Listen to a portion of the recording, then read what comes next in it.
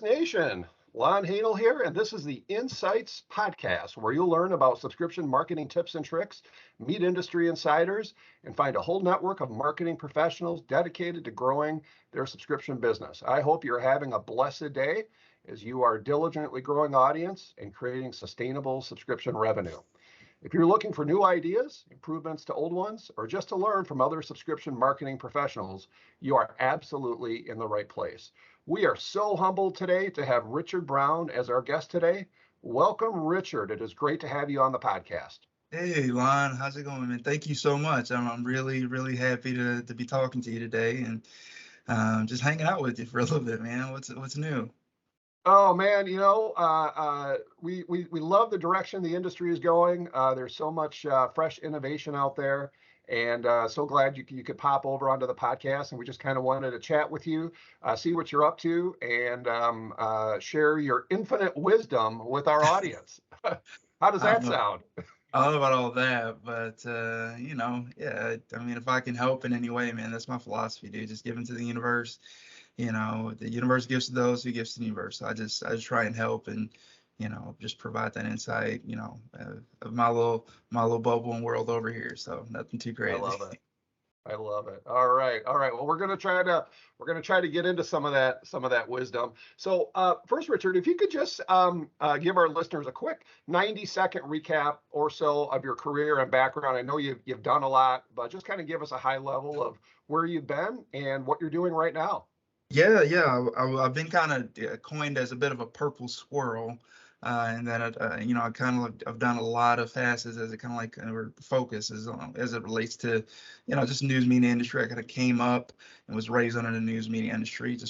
Currently I'm the senior director of retention, subscriber retention for the Daily Beast.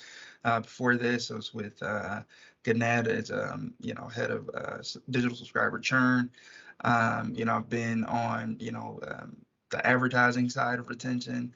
I had a budget there about pretty good, healthy budget there to oversee as far as just advertiser revenue retention at LPI. And then I was with, with the Milwaukee Journal Sentinel. I've been with Berkshire Hathaway, or I should say the Omaha World Herald, as a digital manager and then a director. I've kind of like been brought up in that news media silo. Primarily early in my career, I sold both print and digital throughout my career, but early in my career, I was kind of like deemed as a go-to digital, guy. I think it was just because I was younger and everybody wanted to do this, put that brand on me. But that's kind of how I came up. I was always taught to just, I had a lot of great mentors. Always taught to just learn everything, understand the business of our industry, which I think is very important, especially for the future and sustainability of what we do. And I never said no to an opportunity to learn, man. So I was just a sponge and just, been so fortunate and so blessed to kind of like just, be in the positions that I have been, just to, engage, give back, and do what I can to help organizations. So for sure. Awesome. Awesome. All right. All right. So it sounds like you're a busy guy. Can you tell us a little bit about what you do outside of work or in your spare time?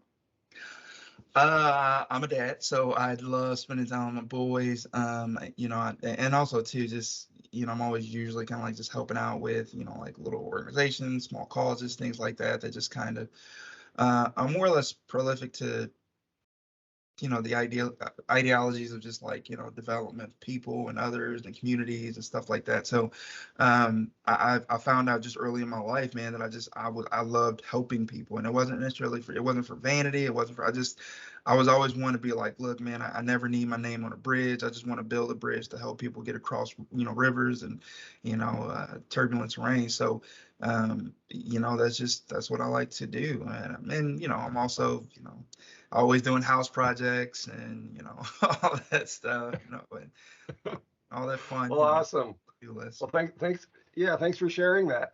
So Richard, what is your greatest passion in the news media business? I mean, why do you get up in the morning? What's your purpose? I mean, why is it that Richard Brown is in the media business, the news media business right now? I mean, why do you do what you do?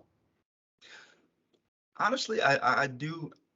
I have this kind of affinity for what we do. We're kind of, I always tell people that we're kind of like civil servants in a way, whereas like, our duty is to kind of be, the keepers of the chronicles of history, right? So, I've had so many great opportunities to meet so many, different people who are basically, doing what they do, getting up every day, your point, to deliver content to you to help you as a person, a human.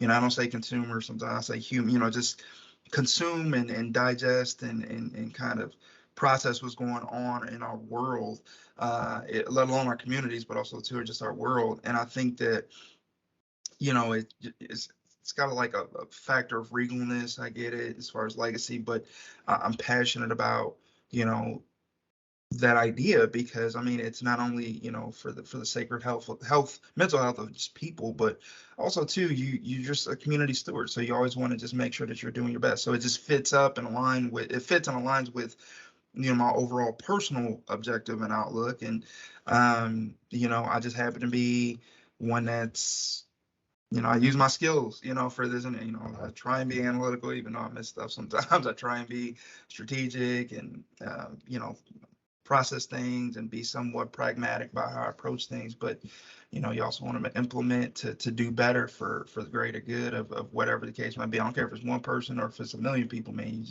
Yeah. You do what Yeah. you can and just make a difference. So. Right, for sure. Yeah. So obviously being good stewards, taking care of, where, the news media is today, especially the paid news media, um, and the fact that you're quite a retention guru, Richard. Many of us read your column every month in E&P and E&P magazine. Just some really impressive stuff, impressive ideas. Just wondering if you could share, what you could. I mean, obviously, with our listeners on how similar or different are your retention funnels, than maybe what you work on at the Daily Beast versus in a traditional newspaper setting. Wondering if you could talk about that. Well, oddly enough, I mean, it's really, to be honest with you, from what I've experienced, there's not really like, I don't want to say like there's a difference. I would just say that it's more or less about two things for me: the full fleshness of the vessels, or the full fleshness of the touch points for every trigger within a funnel. Um, and I always try and break it up just for, or compartmentalize like that journey, just to kind of help focuses, right? So the idea of, everybody, we first, onboarding, right? Somebody like, trigger is, new Mhm. subscribers. So what is that journey that they go through? Then you kind of have what I kind of like define as like this re-engagement period. Re-engagement can be anywhere from like 30 days to 11 months, right? Just depending on how long that subscriber's there. But you have to kind of make sure that you're doing whatever you can to not only kind of guide them into your benefits and features and all that stuff, but also to that they understand and have some type of connectivity to your content, which I'll talk about in a second. Then you have like that churn phase of when you're kind of like sending out renewal notices and what to do when people opt out, or kind of like want to change stuff. And then you have the grace period, which is very important. And you have win back. So those are kind of like how I compartmentalize. Mhm. And then Mhm. from there, you just kind of like are like a doctor or surgeon, right? You're just kind of like trying to figure out, okay, what should be there, what could be there, yada, yada, yada. And Mhm. then you just kind of like flesh those out. You can use best practices. You can do a lot of trial and error. You can kind of like, okay, I like this, I didn't like this. I think that if that's kind of like the concrete, right, the foundation of what you do, the thing that kind of gets missed a lot, which I always kind of like tell people, is actually twofold. One, um, I'm a personal believer in the future of influential content, meaning that I think that we're in this era where people not only, they're not necessarily, unaware of the content that they need to know. They're just choosing more, I think, to, read and listen to the content that they want to know. And Mhm. I think that's a bit of you know, a paradigm that we're in right now, where it's like, it's, I know what's, I know what is my community. Sometimes I just want to kind of like, have that, have that in my head, because the world that matters is, for a lot of consumers, for a lot of humans is what's in their head. So, I think that that's easier and more, you know, enjoyable concept. And news Right. media in Right. itself is such a weird, like we're in such a weird dynamic, or teetering the lines of like objective political outlook, Yep. entertainment, and civil servantry. So it's like you kind of like are really kind of like trying to play this well. And I think that our audiences are kind of forcing us to kind of be one or the other, and we're doing our best to Mhm. kind of like hold that line. And Yeah. Yeah. so that's the first part. The second is just the ideology of retention in itself. And I really learned this when I was overseeing advertiser revenue, advertising retention and revenue, was the law of exponential growth is really based on how well you are sustaining and retaining revenue, subscribers, advertisers, whatever the case may be, over a course of time. And I think sometimes in our industry, we try and focus on, we got 100 subscribers, and we focus on the 25 that we just lost, right? Mhm. As opposed Mhm. to, okay, well, yes, that's true. That's a very important metric to understand why it's happening. But that also means that you retained 75 subscribers going into the next year. Mhm. And therefore, year upon year upon year, your curve, it's like the doubling penny effect, right? Starts to kind of like look like this Yeah. as far as growth, as long as you're paying attention to the folks behind you. I'm sorry, to the original, subscribers that, Right. have been with you for a long time. So, um, but then layered on top of all of this, as far as just cherry on top, icing, is that one caveat of, and it's what I was talking about with um, influential content, connectivity and causation with audiences. So why are you supporting this particular content platform, this content medium? People will support and read, what they believe in, and things like so. So you have to kind of, you know, I think news media in particular, it's been a little taboo for us to kind of like really like brand the idea of the humans Right. behind the content that gets delivered. Whereas like we've had radio personalities and TV personalities for decades, right? But I Right. think that that's becoming more and more of our future, in which people want to know, people follow content Right. providers. And So I'm not kind of saying you like shouldn't do this, but you definitely need. brand the journalists and columnists as personalities, right? Correct. And Right. it's dangerous. It's a little tricky because, right, because columnists and journalists can, either leave, or, get promoted, or get recruited. But I have this big philosophy of like, that's the chair. The chair is this particular viewpoint or this particular content delivery, or whatever case might be. If you're a sports enthusiast, then, look, you follow this particular woman or man because, you like what they say. And therefore, for that brand of news media, is your brand like the Lakers and you're replacing a head coaching position? Or is your brand, more or less like, player centric, and therefore Yeah. Right. really, so Yeah. it's That's just kind of interesting. those, Yeah. those anomalies. But I think we'll figure it out over the course of the next couple of Right. years. Right. Right. Right. Yeah. Right. And certainly, that emotional connection Absolutely. is something that as you build engagement, so many audience metrics, are driven by engagement. Mhm. Whether it's new start acquisition or win backs, or even the length of time that you can keep a subscriber on board and keep them satisfied, Mhm. hopefully at least satisfied, maybe you're even exceeding their expectations. And we certainly, for the most part, measure lifetime value, right? Lifetime value is economic measure of the value of that subscriber to that publishing organization. And I hope for everyone listening out there that they are closely tracking their lifetime value. But one of the things that I see, and we talk a lot at NSS about, is also about start yield. Is what can we do to maximize the yield on our starts? It's not a difficult calculation, and if anybody wants to know how to do the calculation, reach out to Richard or me afterwards, and we're happy to walk you through that. But particularly, something I know I've talked a lot about is new subscriber onboarding. Back in the day, when I first started in newspapers, we called it new start verification. And that in and of itself isn't really subscriber onboarding. So could you talk a little bit about, the importance of it, and if you have any examples or any nuggets of wisdom that you can share with our audience about, what you've experimented with, where you've succeeded, where you failed with new subscriber onboarding, Richard? Sure. I think that it's important to kind of like, pay attention to a few different factors. One, seasonality and what's going on in content in any given time.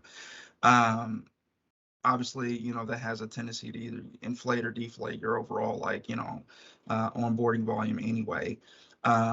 Bridging the connectivity between, like, what they need to do, have benefits, features, and then also to just natural ingratiation, right? Ingratiating. So, like, you want to make sure that, the subscriber not only knows that you're extremely grateful for that subscription, because you are, like they are literally that engine that kind of helps you drive your vessel, but also Right. too, Right. that there's some Yeah. Do we immediate say thank you? yeah, Do we yeah, say for sure. congratulations? Do we say thank you? Yeah. Yeah. I'm sorry. Go ahead. No, I agree. And then I think that immediate connectivity with like, hey, look, here's what you're going to be able to see soon. Here's what's going on. I think that the thing that always gets missed in onboarding is making someone, a human, feel as though they're connected to a community. Your content in essence is a community of people. I'm sorry, your platform is a nucleus to generate a community of people. And if you really think about it, like, okay, well, how would you ingratiate somebody into a community? You want them to feel warm and welcome and appreciated for what they're doing, and just appreciated for why, and give them context as to why they're there. So like, you definitely want to hit home on that, especially within the first a few days, but also too just in your onboarding process. I don't care if it's 30 or 60 days, whatever the case might be. And you can be diligent about it. Like, you can be very like, hey, look, we're gonna show you, hey man, like, thank you so much. It's your 10th time, like, accessing our app, or hey, look, we really appreciate, you doing this. It just, I wanted to remind you of that, like, what we do here is so important to our cause or our community or whatever the case might be, and therefore you're a part of that. And you really have to kind of like build that. And not to mention, you have to like deliver upon what you promise. So, if the content is going to be, if I'm expecting something, and then, and understand too, not every subscriber is like, always at that point of ready to convert. So, you want to pay attention to, I know, a lot of organizations have both annual and monthly subscriptions. You want to, monthly subscription is different. So you want to make sure that you're paying attention to that, because somebody who's mid-range engaged might be, potentially an annual subscriber at some point or whatever. Maybe you don't give, monthly subscriptions, and maybe you only focus on annual. That's totally fine too. So, but I think that, kind of going through that is a very big deal, and just natural empathy, understanding where people are, not being too complex. And I think that being able to talk with people and not at people, above people, or below people. Just, I'm having a conversation with you, Lon. This is me. This is real. Humans, we're very smart. Where we can digest, and we can, and not only can we digest, but we can also too, we can read energy. We know, we know what we need to know. Right. But sometimes talking at me just makes me feel more connected to you, and not necessarily so, so tight. So it's a little bit of combination of all that. However you want to kind of like piece that Right. together. I'm sorry, but Yeah. there's And one other and thing I that's do want what to it's, pay. yeah, go ahead. Yep. And because I got back into this, into the inflation of volumes, paying attention to verifiable subscriptions. I don't care if you have like a tax affirmation or some type of like, hey, look, this is who this person is, because you can also too kind of like, make sure that your journeys have very appropriate touch points that are also for the health of the organization, and not necessarily constantly cannibalizing, your revenue, if you're running promotions to people who are, stuff like that. You just want to be very, very cautious of what it is. So I would always say just keep it simple. Not try not to get too outside of your bubble, but Right. just kind of Right. keep it in the pocket a little bit. Yeah. Yeah, that's interesting. Yeah, and certainly, the idea has been researched over the years about, the simplicity and even including personalization in your marketing, especially on the retention side. And we wholeheartedly agree that we have customers, we have data on our customers, either from past transactions, what would that be, zero party data, and so we're finding on the NSS side of things that we do help our customers leverage that data and do more with it. For example, when we're winning back subscribers, whether it's through email marketing, outbound telemarketing, you name it, we should know the best rate and optimal rate to win that customer back on, and not take them all the way back to $1.99 for 6 months. But I see a lot of $1.99 for 6-month offers out there still, and I agree with you, Richard. We just need to do a better job communicating with our customers and being real with them. I mean, if you're my friend, my family member, I know a lot about you, and that's where that conversation should begin. Without a doubt. So let's talk about advice for a second. You've been around the block, long, wonderful career. So when you brought up a rookie audience professional in the past, what's your favorite thing to say, or what's been your favorite advice to give to that up and coming rookie audience professional, Richard? Build a retention equation. And I think that's kind of, so build a scorecard too, like a weekly kind of cadence as to key metrics that are integral to, engagement, retention, understand who's in grades, at any given time, understand who's in, different, sectors within that journey.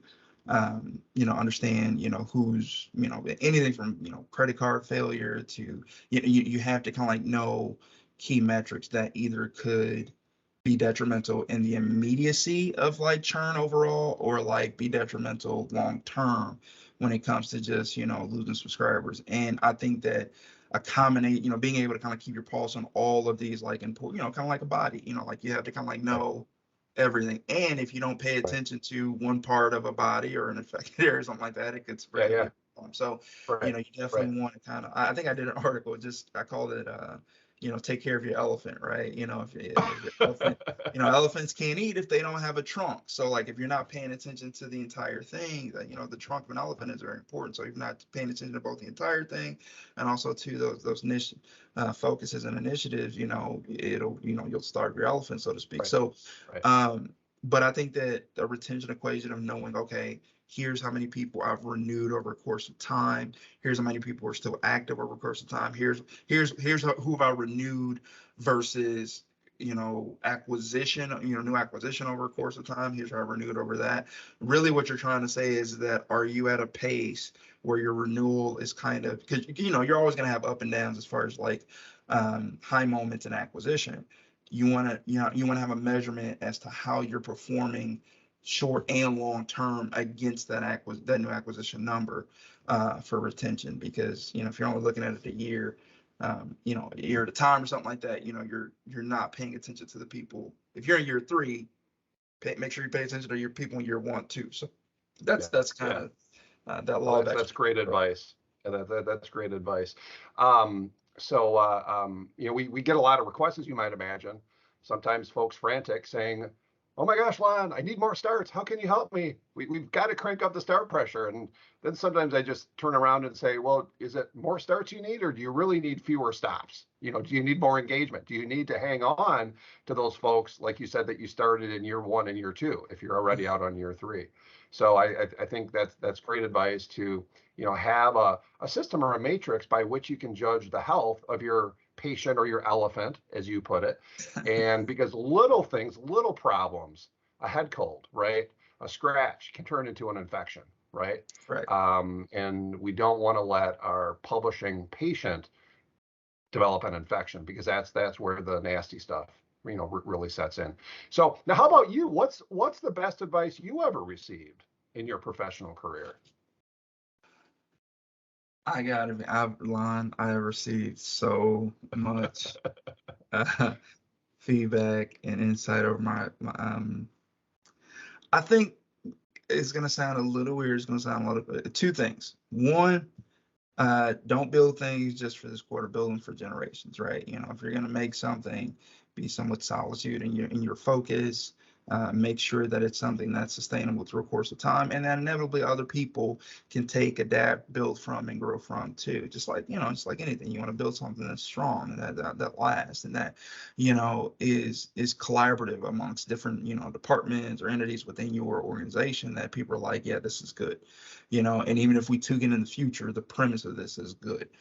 And then I think the other thing, and I'm actually kind of hating that I'm saying this, but I had a leader tell me once, Richard, I'm never going to tell you what to do, but it better be the right answer. It Wow. was, yeah, it was kind of a tongue-in-cheek moment, but it was always this thing that kind of, to this day when I'm doing things, it's kind of like, it puts you in perspective of like always wanting to make sure that you're thorough and that you're committed to a concept, an idea, and a strategy.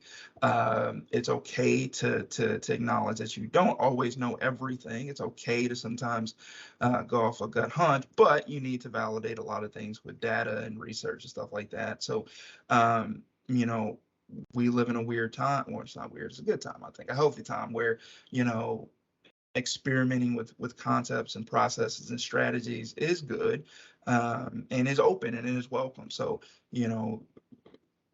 but come correct and come strong. And if you're wrong, you're wrong. It's okay. But and you should be in an organization where it's okay to, hey, look, we tried something, it didn't work. But yeah, it's always kind of, that always kind of put in my head, like, always pay attention to not just your silo, but everything, and understand how money flows throughout your organization. And just be steady in your approach. That's awesome. Yeah. Well, that's great. Well, Richard, we are nearly out of time. I think we could go on for hours more, but we do have to cut it off here. In case anyone listening would like to get a hold of you, maybe have a direct conversation with you, or talk about some of these KPIs that you're saying the rookies or maybe even the veterans out there need to track a little closer, what would be the best way for anyone listening to get a hold of you, Richard? Sure. You can either just go to my site at richardebrown.co. You can reach me on LinkedIn. I'm on there as well. So yeah, those are kind of like two big ones. I also have a YouTube channel, and Richard Brown News Media Tech Consulting. So if you guys need anything, just just reach out those two ways. Absolutely. Well, this has been great. So this has been the NSS Insights podcast with our guest Richard Brown and your host Lon Hanel. And if you're listening, you don't know anything about NSS, we're heavy into retention, automating subscription funnels, subscription journeys, and building community and helping you manage those KPIs much, much better, or at least taking a load off from what you're currently doing. So thanks for tuning in, everybody. But most of all, thank you, Richard, for joining us. I know I've learned a lot in the last half an hour, and we'd love to have you back on, but thanks for stopping by, and we'll talk to you soon, everybody. Take care.